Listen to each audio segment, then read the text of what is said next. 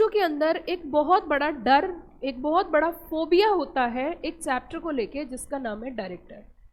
आज का हमारा नारा है फियर गोन कॉन्फिडेंस ओन। जो रिवीजन जिस तर्ज में मैं कराऊंगी, कम से कम 3 बार आपको इसको फॉर्मेट को रिपीट करना है। अगर मैंने इसको 30 मिनट में कंप्लीट कराया तो 30 के 3 सेट लेने हैं, लीड कान में लगा के 3 बार इसे रिवाइज कर लेना, डायरेक्टर कॉन्सेप्ट क्लियर हो जाएगा। सबसे पहले मैं आपको बता देना चाहती हूं कि डायरेक्टर कौन से सेक्शन से शुरू होता है। डायरेक्टर शुरू होता है सेक्शन नंबर 149 से और डायरेक्टर खत्म होता है सेक्शन नंबर 172 पर। 173 से बोर्ड मीटिंग के प्रोविजन स्टार्ट होते हैं।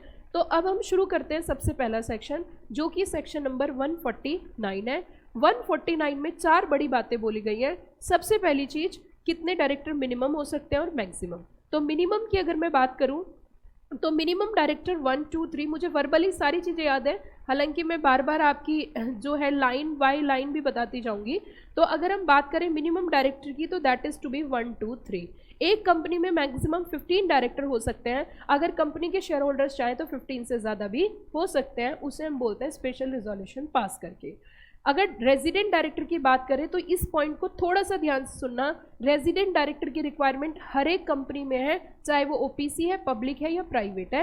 रेजिडेंट डायरेक्टर कम से कम 182 days last previous financial year में इंडिया रहा हो due to the communication purpose. अगर कोई ex fortnight private limited company बनती है जिसमें सारे डायरेक्टर बाहर के हैं, एक भी डायरेक्टर इंडिया का नहीं है, तो it's a very tough task to the authorities of India to communicate the information, to give the notice and etcetera etcetera. तो इस वजह से एक डायरेक्टर कम से कम लोकल होना चाहिए, इंडिया का होना चाहिए, ताकि उसके साथ कोऑर्डिनेट कर सके।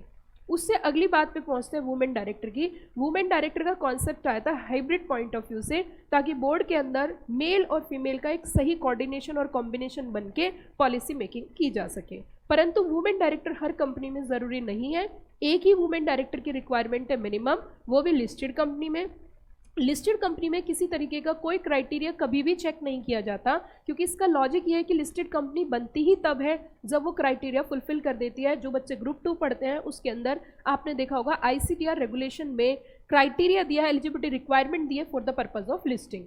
तो अब बात करते हैं, हर एक लिस्टेड कंपनी में वुमेन डायरेक्टर चाहिए, प्राइवेट कंपनी में कोई रिक्वायरमेंट नहीं है, और ऐसी पब्लिक कंपनी जहां पर paid up share capital 100 crore और मोर और टर्नओवर 300 करोड़ और मोर की रिक्वायरमेंट है। फनी स्टाइल में याद कराने के लिए लिमिट की बड़ी अच्छी पॉइंट ऑफ व्यू से मैंने बताया कि जो महिला होती हैं वो 1, 3, 5 करती हैं, तो 1 और 3 याद रखना है, 5 को भूल जाना है। 100 crore and 300 crore.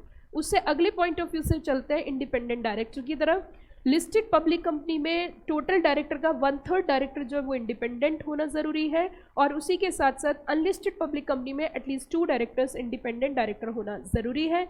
Independent director की क्वालिफिकेशन क्राइटेरिया सेक्शन 149 सबसेक्शन 6 के अंदर दिया गया है। अगर टेन्योर के इंडिपेंडेंट डायरेक्टर की बात करूँ तो 2 consecutive terms of 5 years each, मतलब टर्म का मतलब है 5 साल का एक। मैक्सिमम टर्म जो है, एक टर्म 5 साल का होता है। अगर एक डायरेक्टर 3 साल के लिए अपॉइंट किया तो उसका एक टर्म हो गया, ठीक है ना। तो 2 टर्म्स एंड यस वो री अपॉइंट हो सकता है after 3 years of cooling of period. मतलब कूलिंग ऑफ का मतलब होता है गैप देने के बाद। आगे हम बात करेंगे जो जितने भी हमारे इंडिपेंडेंट डायरेक्टर्स होते हैं, इसमें एक बात बोली गई है कि इंडिपेंडेंट डायरेक्टर्स को स्टॉक ऑप्शंस नहीं दिए जाते। स्टॉक ऑप्शन का मतलब होता है कि कंपनी की तरफ से ईसोप आता है ताकि हम डायरेक्टर्स को रिटेन कर सकें। लेकिन ये एक डायरेक्टर ऐसा होता है जो कि धर्म के लिए स्थापना के लिए, धर्म की स्थापना के लिए अपॉइंट किया जाता है for the forsake for the protection of outsiders on the basis of independency criteria. इस डायरेक्टर का कंपनी के साथ किसी भी तरीके का कोई लिंकिंग, कोई रिलेशनशिप, पिक्यूलियर रिलेशनशिप्स नहीं देखा जाता, ताकि वो न्यूट्रल बेसिस पर अपना डिसीजन मेकिंग करे और जो आउटसाइडर इन्वेस्टर्स के पैसे लगे हुए उसकी फोर्स से प्रोटेक्शन कर सके। यही लॉजिक है कि इंडिपेंडेंट डायरेक्टर को आप लालच नहीं दे सकते और एम्प्लॉय स्टॉक ऑप्शंस नहीं दिए जाते। उसी के साथ साथ अगर हम आगे बढ़े थोड़ा सा, सेक्शन नंबर 151, इसमें एक खास बात है कि सेक्शन 151 में स्मॉल शेयर होल्डर डायरेक्टर्स की बात हुई है, और ये सिर्फ और सिर्फ लिस्टेड कंपनी के ऊपर एप्लीकेबल होता है। ये एकमात्र ऐसा सेक्शन है जो लिस्टेड कंपनी के लिए बनाया गया है। तो listed company having 1 director elected by small shareholders, इसमें जो मेन पॉइंट देखा जाएगा, what I mean by the small shareholders here, nominal value check करनी है, paid up value, market value check नहीं करनी है। जो अपॉइंटमेंट का तरीका होगा, या तो आपने नोटिस दिया है एटलीस्ट 1000 या उससे ज़्यादा स्मॉल शेयर होल्डर्स ने, या 1/10 ऑफ स्मॉल शेयर होल्डर्स। कई बार कंपनी शू मोटो मतलब आउन चॉइस से भी स्मॉल शेयर होल्डर डायरेक्टर को अपॉइंट कर सकती है। नोटिस की रिक्वायरमेंट 14 डेज है। उसी के साथ टेन्योर की अगर हम बात करें तो डायरेक्टर का जो टेन्योर होता है that is to be 3 years, right. 3 साल के लिए एक समय पे डायरेक्ट जो आपका स्मॉल शेयर होल्डर डायरेक्टर होता है वो रीअपॉइंट नहीं हो सकता। एक समय पे मैक्सिमम 2 कंपनी में आपका एसएसडी हो सकता है, लेकिन उसमें क्राइटेरिया ये है कि दोनों आपस में कॉम्पिटिंग बिजनेस नहीं होना चाहिए। ये थी हमारे स्मॉल शेयर होल्डर डायरेक्टर। अब मैं पढ़ती हूँ section 152 that is to be appointment of directors की तरफ। तो अगर हम फर्स्ट डायरेक्टर की बात करें तो फर्स्ट डायरेक्टर में इन्होंने कहा कि आर्टिकल ऑफ एसोसिएशन में स्पेसिफाई होना चाहिए। अगर आर्टिकल ऑफ एसोसिएशन साइलेंट है तो ऐसी स्थिति में जो आपके सब्सक्राइबर्स हैं shall be deem to be the first directors provided वो जो आपके सब्सक्राइबर्स हैं वो आर्टिफिशियल पर्सन नहीं होने चाहिए, जो नेचुरल पर्सन है वही फर्स्ट डायरेक्टर माने जाएंगे अनटिल जब तक फॉर्मली मीटिंग होकर डायरेक्टर्स अपॉइंट नहीं होते।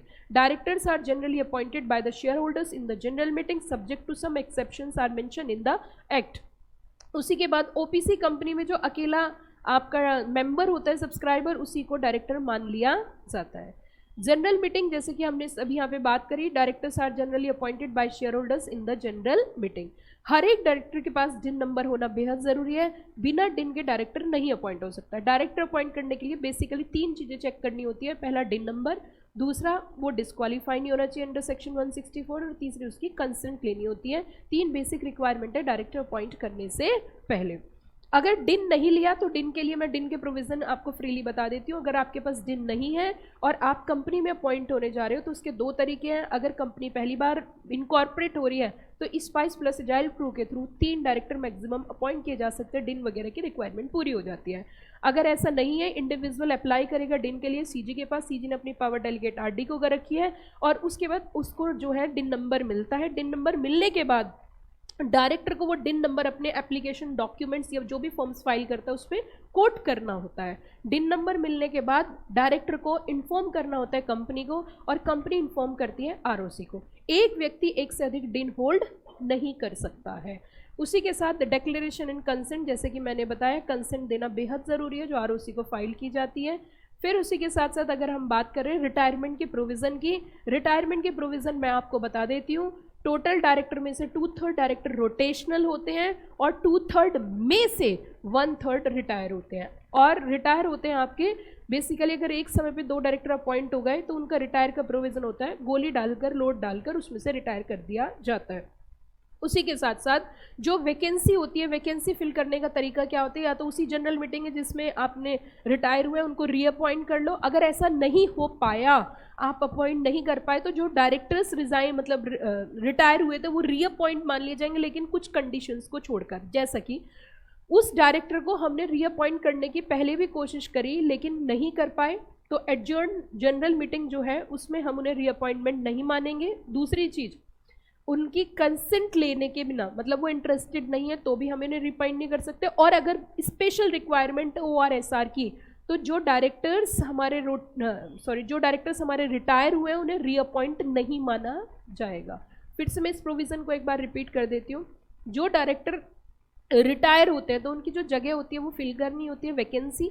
अगर उस जनरल मीटिंग में नहीं हुई तो एडजर्न हो गई, नेक्स्ट जनरल मीटिंग में आप अपॉइंट करोगे। अगर नहीं हो पाया तो जो डायरेक्टर रिटायर हुए उनको रीअपॉइंट मान लिया जाता है, लेकिन कुछ क्राइटेरिया को छोड़कर। जैसे कि पहला, हमने उनको पहले भी अपॉइंट करने की रीअपॉइंट को करी लेकिन शेयर होल्डर्स ने मना कर दिया तो नहीं माना जाएगा। दूसरा, उनकी कंसेंट लेनी होती है, अगर उन्होंने साफ इनकार कर दिया अपॉइंट करने से तो नहीं माना जाएगा।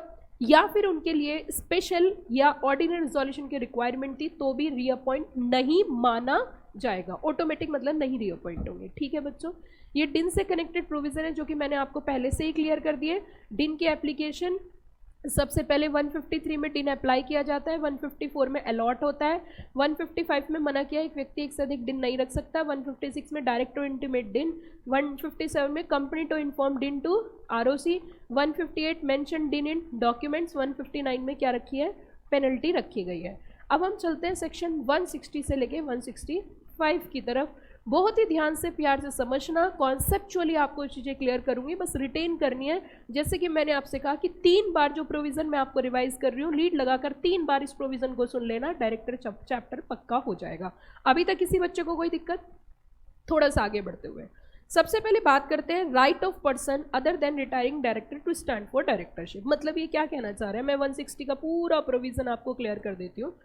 इसमें है क्या कि कुछ कंपनी के मेंबर्स या कोई इंडिविजुअल ये कहता है जी मैं रिटायरिंग डायरेक्टर तो हूँ नहीं, तो मैं फ्रेश अपॉइंटमेंट चाहता हूँ कंपनी में।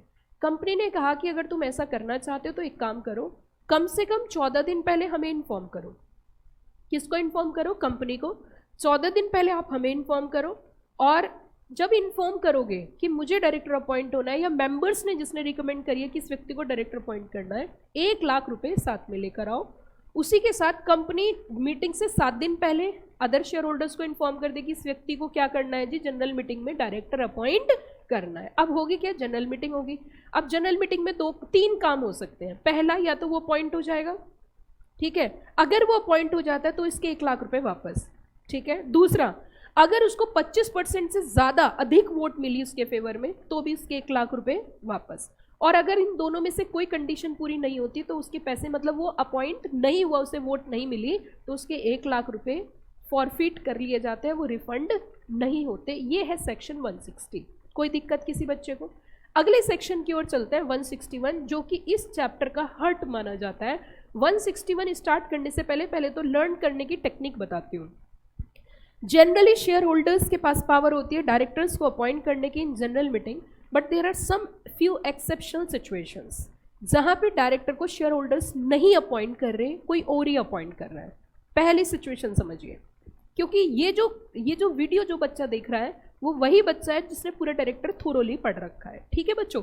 पहली सिचुएशन समझो, एक सेक्शन 161 बनाया गया जिसके अंदर बोर्ड को पावर दी है, मेरे शब्दों पे ध्यान देना, बोर्ड को पावर दी है, बोर्ड ऑफ डायरेक्टर्स को पावर दी है डायरेक्टर अपॉइंट करने की। एक तो ये बात है। दूसरा, सेक्शन 149 के अंदर इंडिपेंडेंट और वुमेन डायरेक्टर को भी बोर्ड ही अपॉइंट करता है, ठीक है। 2 बातें हो गई। तीसरी चीज सुनिए, कभी कभी ऐसा होता है कि एक ही समय पे कंपनी के सारे डायरेक्टर एक साथ वेकेशन हो गया, सीट खाली हो गई। ऐसी स्थिति में जब तक डायरेक्टर अपॉइंट नहीं होते तो प्रमोटर या फिर गवर्नमेंट भी डायरेक्टर अपॉइंट कर सकती है। और सुनिए, सेक्शन 242 में ट्राइब्यूनल भी कंपनी में डायरेक्टर अपॉइंट कर सकती है। So there are some few exceptional situation जहां पे डायरेक्टर शेयर होल्डर्स के अलावा अपॉइंट होते हैं। अब हम बात करेंगे 161 की। 161 161 हिंदी में बोला जाता है, और हम इसे बोल सकते हैं एक 60 गांठ। क्या बोला मैंने? एक 60 गांठ मतलब 161। अब देखिए, सुनिए जरा। सबसे पहली चीज, अगर आर्टिकल ऑफ एसोसिएशन के अंदर ऑथराइजेशन है तो कंपनी के बोर्ड ऑफ डायरेक्टर किसी भी व्यक्ति को अपने बोर्ड में एज ए डायरेक्टर ऐड कर सकते हैं। बोर्ड को यहाँ पे इसलिए पावर दी गई कि it's not an easy task to conduct general meeting right now. तो अभी जनरल मीटिंग होने में 4 या 5 महीने बाकी हैं, तब तक के लिए आप बोर्ड में ऐड कर लीजिए और इनका टेन्योर जनरल मीटिंग तक रहेगा। अगर जनरल मीटिंग नहीं हो पाई तो last due date of AGM तक रहेगा। क्या इतनी बात समझ में आ गई? इसका मतलब यहाँ पे 2-3 बातें साफ हो जाती हैं। Additional director is appointed by board by passing board resolution. The term of additional director up to the date of AGM और ड्यू डेट ऑफ एजीएम, ठीक है। अगली सबसे महत्वपूर्ण बात जो एग्जामिनर को पूछनी चाहिए, एडिशनल डायरेक्टर कभी भी अपॉइंट नहीं हो सकता है एक ऐसा व्यक्ति जिसको जनरल मीटिंग में रखा गया था डायरेक्टर अपॉइंट करने के लिए, लेकिन शेयर होल्डर्स ने रेजोल्यूशन पास नहीं किया, तो ऐसे व्यक्ति को बोर्ड चाहकर भी एडिशनल डायरेक्टर अपॉइंट नहीं कर सकता। क्लियर होगी बात? अगले सेक्शन की ओर चलते हैं, दैट इज टू बी 161 के अंदर ही है next, alternate director. Alternate director 165 में भी कवर होता है। ऑल्टरनेट डायरेक्टर 165 की जो 20 की लिमिट है उसमें भी कवर होता है। ऑल्टरनेट डायरेक्टर का मतलब है कि अगर ओरिजिनल डायरेक्टर इंडिया के बाहर 3 महीने उससे अधिक के लिए जाता है तो कंपनी के बोर्ड के पास पावर होती है कि वो उसके जगह जो डायरेक्टर बाहर गया है दूसरे डायरेक्टर को अपॉइंट कर सकते हैं एज ए ऑल्टरनेट डायरेक्टर, ठीक है। उसका टर्म सिर्फ उतना रहेगा जब तक ओरिजिनल डायरेक्टर इंडिया वापस नहीं आता है। नेक्स्ट है बच्चों नॉमिनी डायरेक्टर। नॉमिनी डायरेक्टर के बारे में मैं आपको बताना चाहती हूँ। कई बार बैंक और फाइनेंशियल इंस्टीट्यूशंस जो होती हैं वो कंपनी को ह्यूज लोन देती है फॉर अ पर्टिकुलर प्रोजेक्ट और फॉर अ पर्टिकुलर पर्पस। वो प्रोजेक्ट आगे कैरी ऑन हो रहा है, एग्जीक्यूट हो रहा है, नहीं हो रहा है, या साइफनिंग ऑफ फंड्स हो रही है, ऐसी स्थिति में क्योंकि बैंक और फाइनेंशियल इंस्टीट्यूशन कंपनी के बोर्ड के बाहर बैठी हैं और कंपनी की डिसीजन मेकिंग में पार्टिसिपेट नहीं कर रहे, इवन डिबेंचर होल्डर्स के पास भी पावर होती है कि वो अपना एक व्यक्ति अपने द्वारा नॉमिनेटेड पर्सन बोर्ड को बोले कि ये हमने नॉमिनेट किया है, बोर्ड उसे अपॉइंट करे। तो that is known as nominee director को कंपनी चाहकर भी रिमूव नहीं कर सकती। Logic clear? आगे बढ़ते हैं section 162, individual voted individually. Director must be appointed individually, not by single resolution. लेकिन अगर आप एक यूनानिमस रिजोल्यूशन पास कर लो तो एक रिजोल्यूशन से मल्टीपल डायरेक्टर भी अपॉइंट हो सकते हैं। 162 आगे 163 दैट इज ये जो सेक्शन आया ये बेसिकली जितने भी माइनॉरिटी हैं माइनॉरिटी की प्रोटेक्शन के लिए आया। पब्लिक कंपनी के अंदर आया कि प्रोपोर्शनेट रिप्रेजेंटेशन से क्यूमुलेटिव वोटिंग से, जैसे 6 डायरेक्टर है तो 6 वोट, या प्रीफरेंस के हिसाब से सिंगल ट्रांसफरेबल वोट, आप प्रीफरेंस के हिसाब से आपको वोट दी जाएगी तो आप अपना पसंदीदा डायरेक्टर चुन सकते हो। और ये प्रोविज़न है आपका सिर्फ किसके लिए? पब्लिक कंपनी के लिए। क्योंकि डायरेक्टर जब शेयर होल्डर्स अपॉइंट करते हैं तो उनके जिनके पास ज़्यादा वोट होती है, जो मेजोरिटी में होता है, उनका ही पसंदीदा डायरेक्टर रहता है। तो माइनॉरिटी को ध्यान में रखते हुए सेक्शन 163 इंट्रोड्यूस किया गया। 164 और 161 मैं ऐसा मानती हूँ कि डायरेक्टर का जो चैप्टर है उसके अंदर सेक्शन 161 और 164 play a very very important role. 164 के अंदर डिस्क्वालिफिकेशन दी गई है। 3 इंपॉर्टेंट बातें 164 की मैं आपको बताऊंगी। पहली इंपॉर्टेंट बात इंडिविजुअल डिस्क्वालिफिकेशन, दूसरी इंपॉर्टेंट कंपनी की वजह से डिस्क्वालिफिकेशन, तीसरा पॉइंट प्राइवेट कंपनी चाहे तो एडिशनल ग्राउंड डिस्क्वालिफिकेशन के ऐड कर सकती है अपने आर्टिकल ऑफ एसोसिएशन में। पहले पॉइंट में चलते हैं। अगर एक इंडिविजुअल कोर्ट के द्वारा अनसाउंड डिक्लेयर हो गया तो डिस्क्वालीफाई, उसने कोर्ट में इंसॉल्वेंसी की एप्लीकेशन फाइल कर रखी है तो डिस्क्वालीफाई, अगर उसे कोर्ट की तरफ से उसे अभी इंसॉल्वेंट तो डिक्लेयर हो चुका था लेकिन डिस्चार्ज नहीं मिला, मतलब अनडिस्चार्ज है, तो भी डिस्क्वालीफाई। उसने कोई ऐसा ऑफेंस किया इंक्लूडिंग मॉरल टर्पिट्यूड जिसमें 6 महीने से अधिक सजा मिली और 5 साल लैप्स नहीं हुए तो डिस्क्वालीफाई। ऐसा ऑफेंस किया जिसमें सजा 7 साल या उससे अधिक मिली है, हमेशा के लिए डिस्क्वालीफाई। कोर्ट या ट्राइब्यूनल के आदेश दे रखा है कि आप डायरेक्टर अपॉइंट नहीं हो सकते, तो जब तक वो आदेश इफेक्टिव है तो डिस्क्वालीफाई। आपने रिलेटेड पार्टी ट्रांजैक्शन का या डिस्क्लोजर का है ना, आपने डिफॉल्ट कर रखा है तो डिस्क्वालीफाई। आपने किसी कंपनी में शेयर्स परचेज कर रखे थे लेकिन उनकी कॉल्स का फॉल्ट कर रखा है, 6 महीने से अधिक हो चुके हैं तो भी disqualify. These are the individual disqualification. अब हम बात करेंगे कंपनी की वजह से भी डिस्क्वालीफाई हो जाते हैं। लगातार पिछले 3 साल से एनुअल फाइलिंग नहीं करी तो डिस्क्वालीफाई, कंपनी ने नहीं करी लेकिन डायरेक्टर डिस्क्वालीफाई। उसी के साथ आपने डिपॉजिट और डिबेंचर्स का डिफॉल्ट कर रखा है रीपेमेंट या रिडम्पशन का तो डिस्क्वालीफाई। आगे इन्होंने कहा अगर कोई ऐसा डायरेक्टर है जो अभी अभी अपॉइंट हुआ है, 6 महीने पहले ही हुआ है, तो उसके ऊपर ये प्रोविजन लागू नहीं होंगे। आगे हम चलते हैं नेक्स्ट 165 की तरफ। 165 के अंदर मैक्सिमम लिमिट दी गई है, इसको बड़े ध्यान से सुनना। एक पर्सन मैक्सिमम 20 कंपनीज में डायरेक्टर अपॉइंट हो सकता है, लेकिन उसमें से सिर्फ 10 पब्लिक कंपनी होनी चाहिए। 10 पब्लिक कंपनी चेक करते हुए ऐसी प्राइवेट कंपनी जो पब्लिक कंपनी की सब्सिडरी है वो भी इंक्लूड की जाएगी। इस 20 की लिमिट में ऑल्टरनेट डायरेक्टर भी आएंगे। इस 20 की लिमिट में अगर एक ऐसा व्यक्ति है जो डोरमेंट कंपनी में डायरेक्टर है वो एक्सक्लूड किया गया है। ये 20 की लिमिट प्राइवेट प्लस पब्लिक दोनों के लिए है। खाली प्राइवेट के लिए 20 है, खाली पब्लिक के लिए 10 है, मिला के टोटल 20 है। अगर कोई भी कंपनी रिजोल्यूशन पास करके इस लिमिट को रिड्यूस करना चाहती है तो वो कर सकती है। उसके बाद बच्चों आगे हम बढ़ेंगे। Appointment of director by board ये मैंने आपको क्लियर कर दिया। अब हम बात करते हैं वैकेशन की, जो कि बहुत इंपॉर्टेंट सेक्शन है।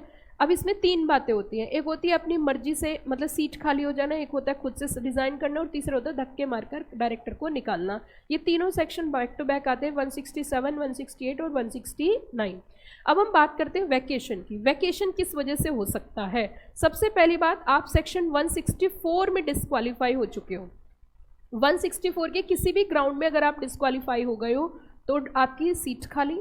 दूसरी, आप पिछले 12 महीने में एक भी मीटिंग अटेंड नहीं करी, चाहे लीव या बिना लीव के, तो डिस्क्वालीफाई।